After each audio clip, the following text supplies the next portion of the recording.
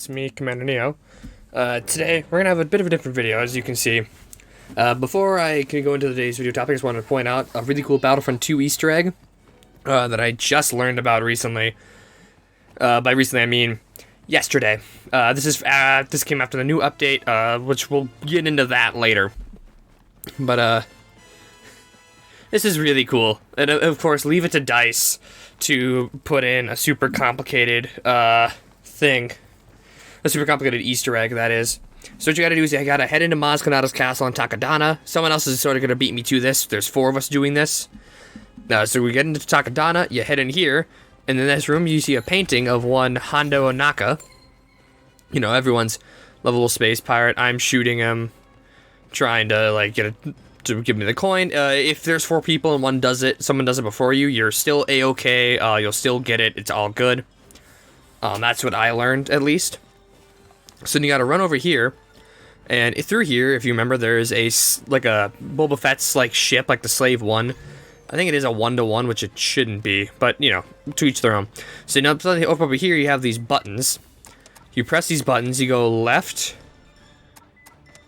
and then you go to the right,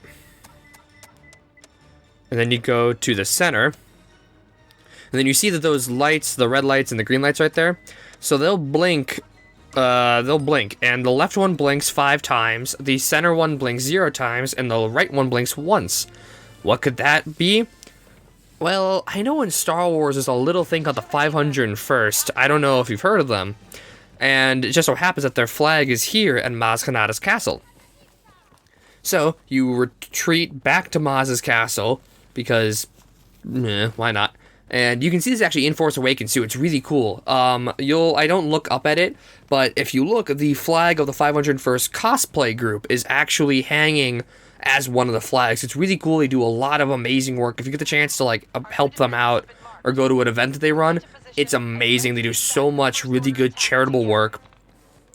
But I'm getting ahead of myself. So in between the purple flag and the flag on the right is where you're going to find the 501st flag. Don't be me, jump better. And when you get down there, you can do it like that, or if you turn around, there's a button right behind it you can press. So once you press that button, you turn around, you run down, you can hear that noise. Every time you do something right, you'll hear that coin noise again.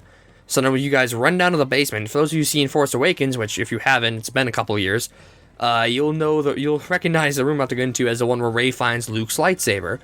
This door was originally closed, but now you're able to interact with it. Someone else beat me to it, I couldn't, but you can open up the door now. And with the door opening, you can go in, and it'll unlock a crate that'll give you access to the, what am I trying to say? That'll give you access to the Rey's Resilient skin, which is like her hood up, lightsaber out.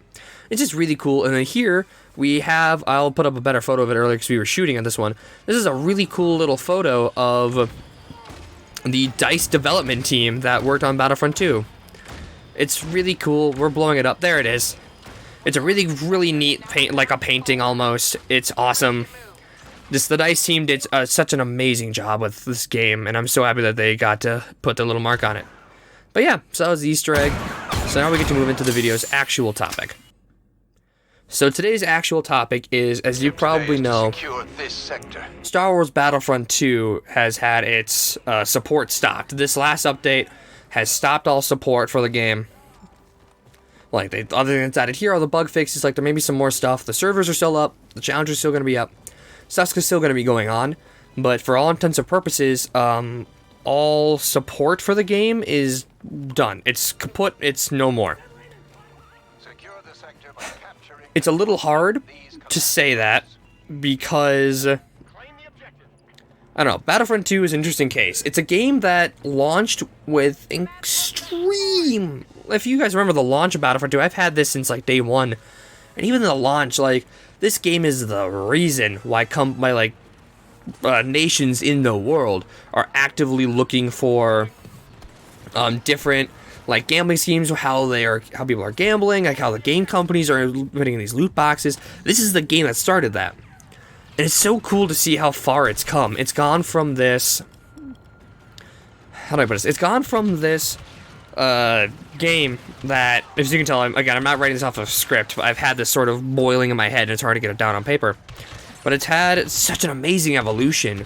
You go from a game that maybe doesn't have as much content as it should, and it goes to this game that has so many new heroes, reinforcements, like eras. They've added content from entire movies. This game alone has covered the release of 2 films. Like, the original Battlefront really only covered like Rogue One and Force Awakens, but it never touched Force Awakens. This game touched not just the sequel series, but like it touched it had to do stuff for Last Jedi, and it had to do stuff for Rise of Skywalker. There's just an insane amount of things added into this, and it's really cool to see. Now, this isn't the only DICE game that's actually had its content pulled.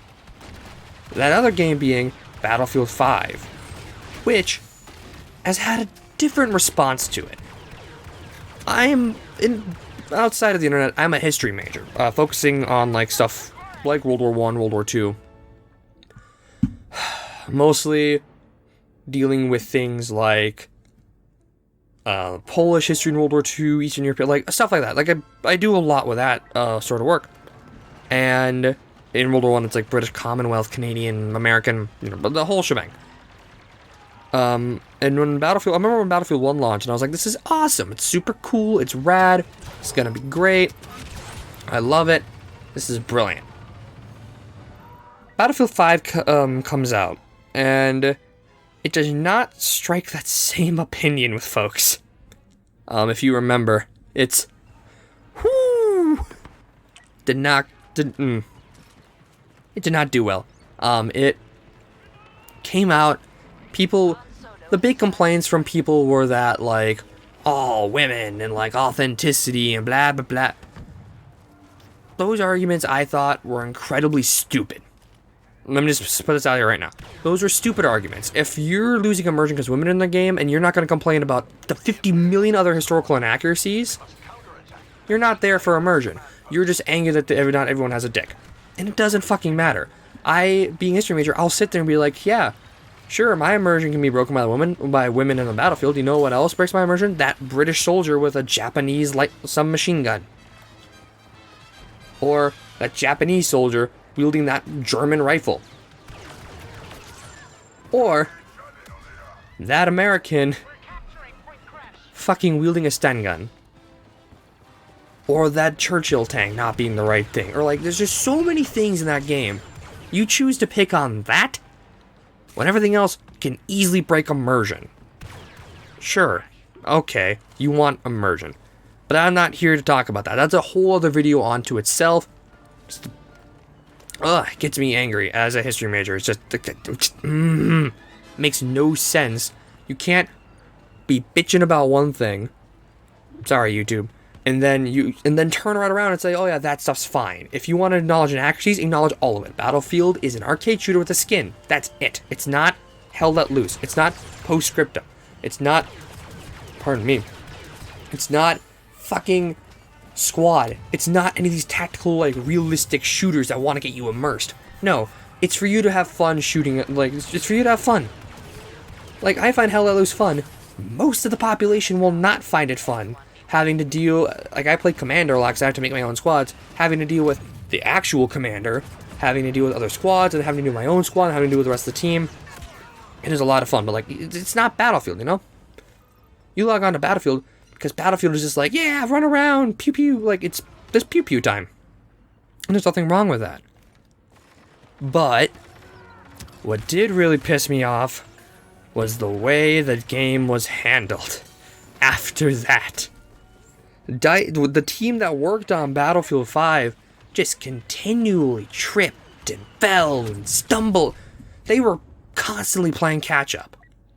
They were fixing bugs that should have been fixed beforehand, doing things that they shouldn't have done. But, you know, you gotta play the other side. They were adding some content. Not as much as there should have been. Honest to God. They were releasing like one map.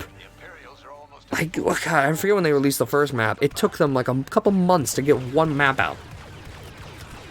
So I remember the drip feed of content, and I was just not happy with it. Like, all the guns was like, there really aren't many guns at all. And then out comes the Pacific expansion, which is, you know, it's a solid expansion. I thoroughly enjoyed it. It was about damn time the Americans and the Japanese showed up into a game. Because, fun fact, not a lot of World War II shooters cover the Pacific theater. I mean, there's a bright glimmer of hope, like, yes, yes, yes, they got this. And then the 5.2 update comes out and just destroys the weapon balance. Like, holy hell, I have never seen, I don't think I've seen a developer actively drop a grenade on their, like, game ever. I've never seen that. That blew up. Played a couple times, it just was not fun. Keep in mind, this is like, you know, we're going into its lifespan, and my interest waned after a little while, and it just really continued to keep waning as they made these baffling decisions. And then, the big thing for me that did it, well, again, the big thing for me that did it was that 5.2 update. By then, it was just like, yo, nope, I'm done. I'll jump on a play here and there, but I'm done. And recently, DICE has said that all support for Battlefield 5 is done. We're not going to do anything else with it. This last update, and then we're good. We're golden. Here's the thing about that. You're not good, and you're not golden. You promised us a proper World War II game, and what did we get instead?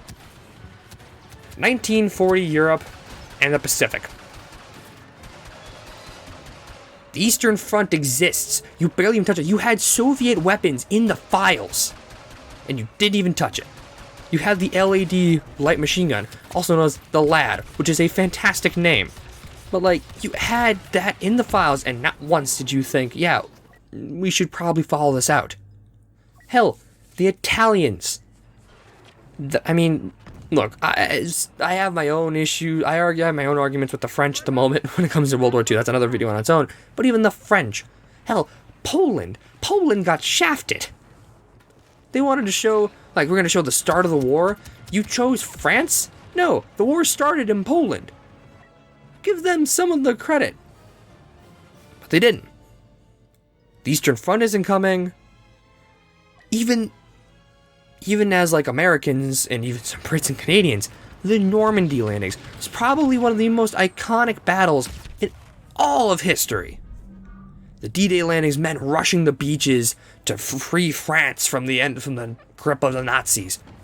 That's not coming either. The race to Berlin, that's not coming. The Battle of the Bulge, that's not coming.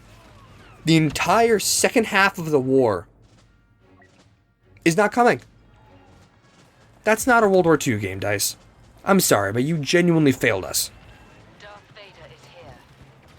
You failed at creating a World War II game, and now you're pulling out. I am beyond disappointed with DICE at the moment with that. It baffles the mind how you were able to just bungle that. Like, it's genuinely impressive how hard you have to try to just do so poorly with that. And I'm still pissed. There's a reason why you're seeing Battlefront 2 gameplay, and that will be the entire video. Well, there's two reasons, really. One of them, I uninstalled Battlefield 5. If they don't want to care about finishing that game, I'm not going to care about playing it. I haven't played it in a while. Now that I know it's done, and I've had fun with it, I'm done. I'm done. It can go away. I'm done.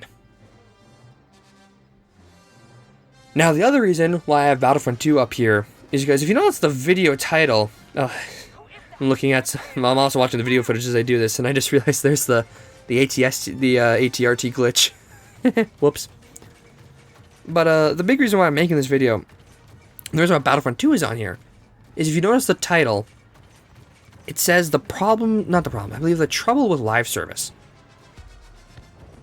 So live service, if you guys don't know, is this like system of we release a game and then instead of like huge content drops, so instead of like Battlefield's and even Battlefront's old DLC programs, a live service game is we release the game and then you continue to work on it and like add to it after launch.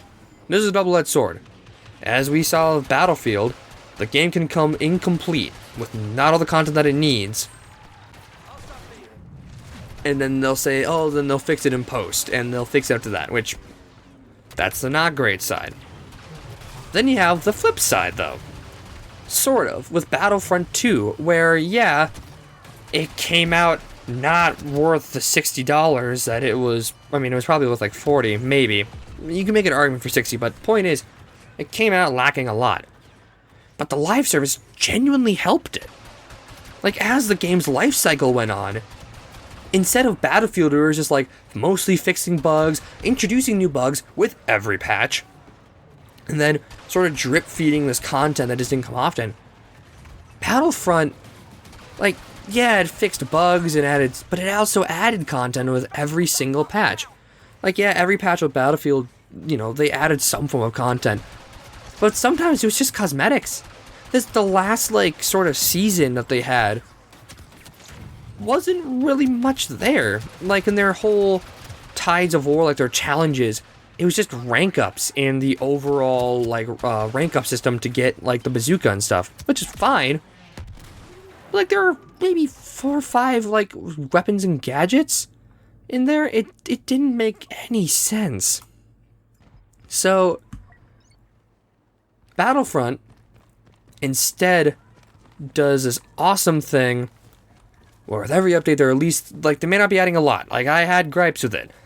We didn't get new weapons until the second to last patch. And I'm angry, because there were more guns in the original game. But you know what? They made up for in other areas. Not only did they add, you know, so they added 4 new guns, 1 for each class in the last one, so not great. But they're also constantly adding new heroes, new reinforcements, new maps, new vehicles. Like, they added in entirely new things to this game. And just every patch, like, you always got excited for it. For Battlefield, it was always like, you know, you sit there and like, oh, cool, another patch, maybe I'll jump on. And then, no, with every patch for Battlefront, I was like, ooh, new skins? Yes. Another big thing with the Battlefront team is that they were so good at communicating. So good at communicating. Every single patch, I believe it was Dennis Branvell, would always do the community update. There's always a video saying, hey, here's what we're doing, here's where we're gonna go next. Here's what we're doing, here's what's coming, here's some sneak peeks. Like, I remember when they were doing Clone Wars content, he was like, here's some sneak peeks at Felucia. Or even recently, he was like, here's some more Age of Rebellion stuff, and here's a sneak peek at Scarif. Which, we'll see some later in the video. It took me a while to get a game. It took me a while to find the Scarif map. But just, like, that communication was amazing. I always felt a lot more excited to jump in because I knew what was going on. The team that worked on Battlefield, God, they both have battle in the name. They weren't as communicative, I thought. I never saw, so, like, yeah, I'd see trailers like the Pacific Theater trailer. I saw stuff like that, but I never really saw, like, community updates where it wasn't like this whole, like, scripted thing that, like, show all this. It was just, the community update always showed gameplay. It always showed this, like, the skins that they had. It always showed all these things. Maps, gameplay. They were really, really good, and I think they really helped with this community. That's the other big thing with this team is this team for Battlefront was so talkative with the community. They were constantly listening to what do you want? What do you think we could do better? Like, they were always asking, I feel like. The Battlefield team is doing that too. Don't get me wrong. Both teams are fine at it. But just the Battlefield team, just, it blows my mind. Outside of tweets, I never really saw much. Like, it would be like outside of blog posts and tweets, and that's it. Like, if you're not actively following them, you don't know what's coming unless they're releasing trailers for it. You don't know what's going on. And that really got me. It was just, like, I could always rely on, like, okay, the new Battlefront updates are going to be good, they're going to add new content, it's going to be great, I'm loving it, I'm here for it. Battlefield, I just sit there and go, I wonder what's next. And then I wouldn't hear anything for, like, months. And then, like, you know, they dropped them. And then, like, well, no, I would. I'd hear it from the tertiary sources. I would hear it from guys like Westy and JackFrags, who love them both to bits. Amazing channels. But I would hear from them. I wasn't hearing much from the DICE channel. Now, EA Star Wars, on the other hand, every time I could, like, you know, you can rely on guys like Battlefront Updates, Star Wars Explain. You can always rely on a bunch of these other, like, tertiary sources. But DICE constantly released these community updates and got the people excited. You were always excited for that next, like, patch, the new skins coming out. Like, put aside Scarif, I got excited just from, like, some of the skins that were released. And I never really do that. Like, they release a Darth Maul skin, which, I shit you not, you have to kill 5,000 people to get. And it's him from Star Wars Rebels. It's nuts. Just communication was such a big thing. And it doesn't make sense. And both groups, pardon my pause in this, do ignore my horrible piloting for, like, the next little bit. It did not go well. But, like, just both groups, like, yeah, they talked, one talked more and listened more. I remember when Dennis Bradfield, like, went onto the stage at the EA Play event in E3, like, I think 2 years ago? And, like, was right out of the gate just said, we're doing Clone Wars, and gave us looks at Obi-Wan, Anakin, Dooku, Grievous, some, like, the biggest names that we wanted. And then Geonosis, oh my god. And he had a timeline laid out for how this is all gonna go. And more importantly, like, we were clamoring for that. We wanted more Clone Wars. And they listened to us. They said, yeah, we'll give you more Clone Wars. You want Clone Wars? Here, have all the Clone Wars you can want. And what did we get out of it? Oh my god, I don't even... Whew. We got the Droideka, the Droid Commando, Grievous, Dooku, Anakin, Obi-Wan, the Clone Commando, and just a whole... They added clone skins. They added clone skins to the game because of the fans. They didn't have those originally in the game. You had to run around as your basic clone trooper. Now, I've got a soldier from the 501st, a soldier from, I believe, the 327th, a soldier from, of course, for the officer class, the 91st Recon, represent, and then from the Scout Battalions from Kashyyyk. Like, the customization, like, they brought to it was there. They always brought some new skins to each patch. And it was awesome. Battlefield, on the other hand, sort of did. They definitely listened to the community. They listened and were like, okay, so, like, when the 5.2 patch dropped, they heard loud and clear from the community that that was horrible. Absolutely horrible. So they changed it, which was awesome. Sort of took them long enough to do so. They've released like a half fix, not even. They fixed like 2 things and they released a full fix. Point is, they listen to the community, which is awesome. You always want to listen to your community. But just, I don't know. It never felt like sometimes they just weren't fully listening. I mean, I guess it also stems from the marketing. They told the people who were complaining about women in the Battlefield games, if you don't like the game, don't buy it. Which is, you know, fair. At the same time, if you're in marketing, you don't really want to say that. But I was one of the people who were like, yeah, just tell it to them. And that didn't go well for them. Who would have thought? But, oh well. And like, yeah, DICE would release skins like the Battlefield team would. But those skins, I just sat there and I don't think I bought anything. I might have with like the company coin that you get, but I never bought any legendary outfits because none of them looked like what I wanted to buy. Like, when the Celebration Edition came out of Battlefront II, I was super happy with the game, so I upgraded and that unlocked basically all the content for me without having to grind for it, which I argue was a good $20 spent. I'm more than happy with doing that. But with Battlefield, I don't think I'd spend $1 on those skins. I don't want some British soldier with like a Union Jack gas mask.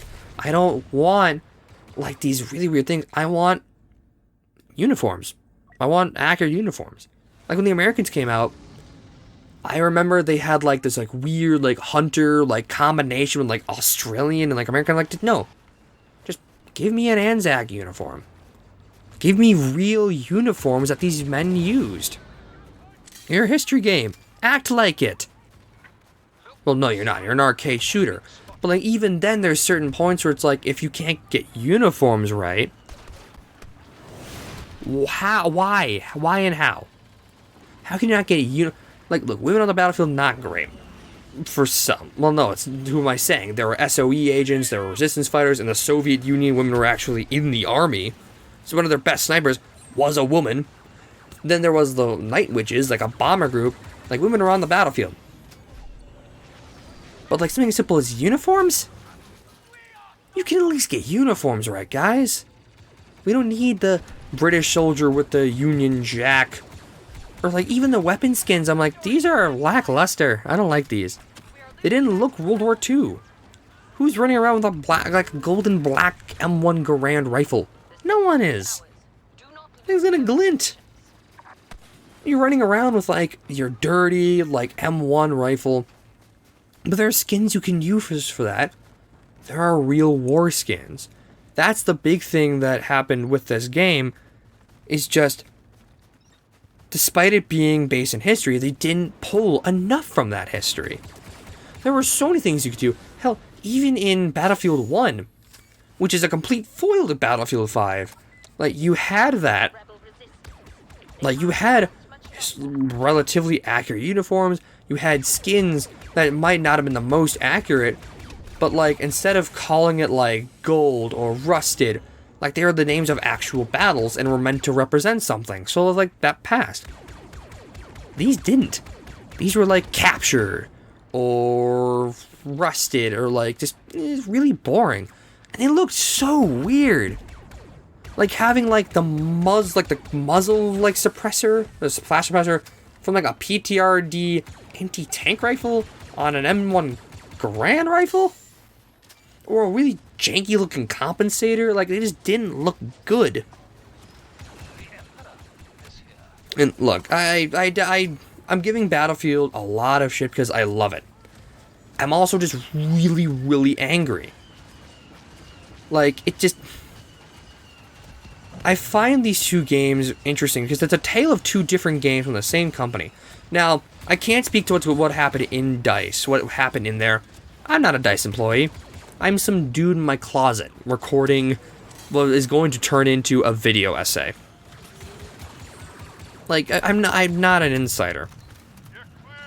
But making certain assumptions, like, to me, I find it interesting how, you know, you have both teams in the same building in Stockholm, and yet it doesn't feel like they talked with each other that much.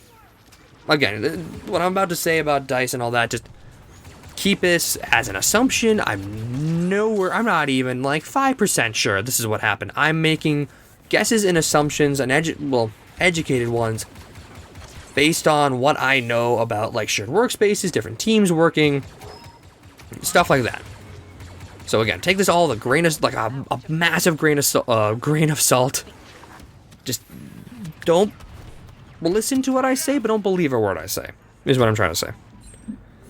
So, like, just having these two teams in the same building, I'm surprised not one of them talked to each other. Assuming again, that they didn't talk to one another. It's amazing. Because they could have learned, the Battlefield team could have learned a lot from the Battlefront team, which was smaller. Like, the Battlefront team, comparatively, was way smaller than the Battlefield team. How? How can they do a better job at this than the larger team on your studio's claim to fame? Like, look, DICE is known for, like, Battlefront now. Like, yeah, they got the Battlefront games, but they're known for Battlefield. They're known for these large, epic battles. They're known for all of that. And yet, they somehow just couldn't do it. And I just will never understand how or why. But that's not much of the point. There are some other just really interesting design decisions with Battlefield 5. the big one that comes to mind, not even design, just game mode wise, who remembers Firestorm? So I never actually played Firestorm. I don't like battle royales. I don't like the gameplay loop. I think they're not that great. Whatever. But Firestorm comes out, and everyone kind of forgets about it. Before I continue, here's the new Scarif content. So I left open my loadout screen so we can look at some of these character skins and whatnot. We've got the Rebel Pathfinder uniforms like we see in Rogue One. You can see some of the new blasters and stuff. Still working on unlocking some. Some of the new skins, like I forget the name. We have the weak way. I have a weak way gunner, a human assault player, and a Duro officer, but I forget. I think it's an Aqualish sniper. Those are some of the new skins that were added. And the Pathfinder one was just added. They had to make all that for this map. It also just looks gorgeous, might I add. DICE left Battlefront with Scarif, and it's beautiful looking, and it's a really fun map to play on. Whereas, to my knowledge, Battlefield isn't doing that. I don't think we're getting we're not getting another map. We're getting weapons that have been in the files for months. We're not getting new stuff that we don't know about. We're getting stuff that has been repeatedly data mined. And look, it's a data mine, so grain of salt. But just we know it's there. With Battlefront, we never really had that. It's just another thing that just baffles me. But yeah, back to the thing with DICE as a studio. But for those who haven't heard, is that the teams are now also merged for the next Battlefield game. Which,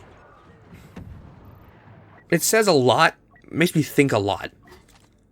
Because if Battlefield and Battlefront were developed with different teams, which they were, the teams were split. And that tells me never do that again. And/or expand the Stockholm team. You can't get away with making a Battlefield 5 anytime you want. You can barely get away from making a Battlefront 2 anytime you want. It just can't. Hopefully they learn their lesson. But what's going to be interesting to see that these two teams now work together, because despite what I'm saying, there is some really, really, really cool ideas and gameplay ideas that came out of Battlefield 5's team. And the gameplay was solid. Then you combine the gameplay of Battlefront, and Battlefront 2 is an arcade shooter. It really is arcadey. But they had the live service experience of the Battlefront 2 team. You have guys like Dennis Bronville going over. Just you're combining these two teams with knowledge of two different areas. And I'm gonna wait for the next Battlefield game to come out for reviewers to review before I pick it up on Battlefield 5. But there is a little bit of optimism in this. Oh, but I was also talking about Firestorm. Firestorm fell it was popular for 2 seconds. It was as a firecracker just went beep and just stopped. Because they just decided we're not gonna make it free. Which, look, I can't fault them for that. That's just a really weird design decision. That's more a fault of the game itself than the live service model. When Battlefront didn't really do that. But even then, Battlefront added some really wicked modes. This is one of the new Supremacy modes. It's literally Conquest from Battlefront 2. At least this one is. They have this thing called Capital Supremacy, where you capture these points and build up your progress bar until you go and invade the enemy capital ship. Would I have liked just space-to-ground battles? Yeah, that's awesome. I want to see space-to-ground battles, because modders did it in 2005 Battlefront 2's engine. There's no reason why they can't do it here. But it's awesome, and it was treated with love. There are definitely some games that didn't get that treatment. Starfighter Assault. That didn't really get a lot of support. But that was, I believe, because it was made by a different studio. Criterion helped with the flying stuff. But even then, you know, all the new modes felt really fun. Ewok Hunt is amazing. It's the tense game mode I never thought I wanted. Getting hunted by tiny killer teddy bears. It's terrifying. I now understand how scary Ewoks are. It's wow. They're horrifying. But it's like game modes like that really help make this stand out. While Battlefield didn't have that. Like you had capital supremacy, you're like, whoa! You had just supremacy, like, yes, they're bringing this back. They added instant action. They just added like the co-op mode, the online co-op, which they made a game mode, which you can now play online with up to 4 people against bots. And it still counts towards multiplayer, and they took that and translated it to single player if you don't want to play with people. And I think it might still even work for multiplayer, as in like progression and stuff. Battlefield really only had Conquest, and like maybe in, I guess, frontline mode? Not frontline, I forget what it's called. I think it's frontline mode. Comment down below if you know what it is, but it's like sort of like an assault, like a assault mode, but like you really, well, no, it is an assault mode. It's where you have the 2 teams, like for one of the maps, the Germans had to like push the British back across the map who had these offensive fortifications. That was fun. Conquest was alright. What else? But again, that's stuff about the game. I can't help with the game. When it came to the live service aspect of both of these games, Battlefront, to me, is the clear winner. Again, do I know why for studio reasons and staff reasons why that is? No. Again, I'm no insider. I'm some dude in a closet with a Darth Vader mask to my right, recording a video essay on why I believe Battlefield should learn from Battlefront. But at the same time, there's just these these drastic differences between these 2 teams that are baffling to me, especially when you have a much more hardcore Battlefield game, and then you have Star Wars Battlefront, which is, you know, Star Wars. Like, if you look at a movie tie-in game, Star Wars has a great history of it, but it's also Star Wars. It's not your hardcore shooter, well, air quotes, hardcore shooter like Battlefield. You expect them to do better, especially for DICE, who, they're on a new company. They've done this for a while. Now, this does bring me to the next Battlefield game. What do I hope to see in it? I swear to God, if it's a modern shooter, I'm going to be angry. There are enough 21st century shooters out there to wet your whistle for years. COD just made theirs. Call of Duty just remade Modern Warfare. Effectively, I could be wrong. I've never really been much of a fan of COD. But like, they just made another 21st century shooter. So I hope the next Battlefield game, for me personally, I want them to continue the historical thing. You don't get to screw up World War II and then think you're out of it. Oh, no. I want them to take on Vietnam. That's what I want them to do next. I want them to go and just grab onto Vietnam and make the game that we all want them to make. You still have some of your like modern weapons like the M16. Then you have this amazing, like, you have this really cool, like, just war where it isn't fought. It's not a normal war, as we all know. And you have the chance to really bring in some of that philosophical element of, are the Americans the good guys? Because I argue, historically speaking, we really weren't. Absolutely not, we weren't. That's another video idea for another time. Like, you can do a lot of that stuff, because they show that they clearly care about they care about history. Campaign modes I can argue with, but like, I just hope it's on another modern shooter. As for Battlefront, I don't know what's coming next. I know their contract, I think EA's contract with the mouse might be up soon. I'm not entirely sure. Could be. This could be the last Battlefront game we get. I hope not. I do hope that Disney learns from this, takes the Star Wars license, and instead of giving it to one publisher, because let's face it, we got 3 Star Wars games in this course of 7, 8 years maybe? It's been a while.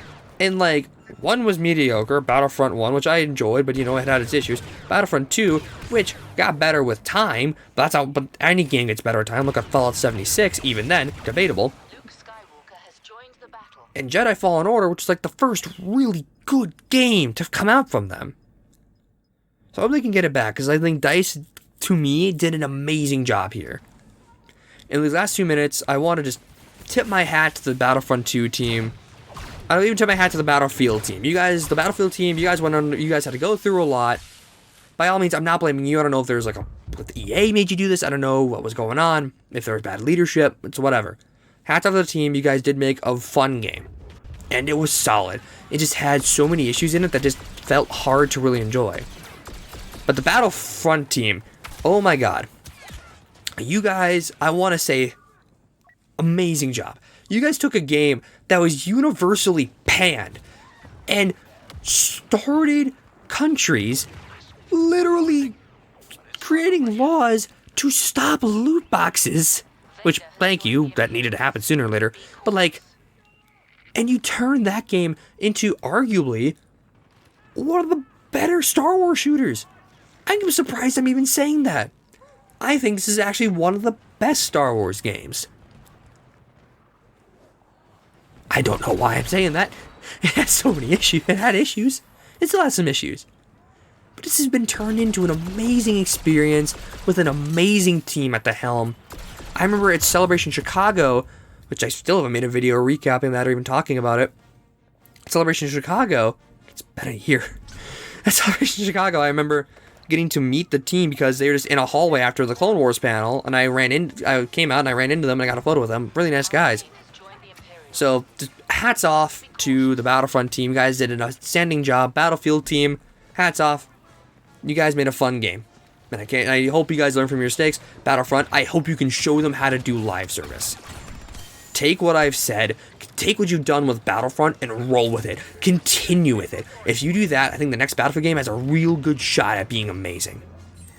That's the next Star Wars game. That's for us to wait and see. Well, guys, I've rambled on a lot long enough. It's been 42 minutes. Thank you for listening to all this. I really appreciate you guys, and I really appreciate it. If you have anything you want to say, put it down in the comments down below. I always enjoy reading them, and I like hearing what you have to say. But with that, this has been Commander Neo, signing off.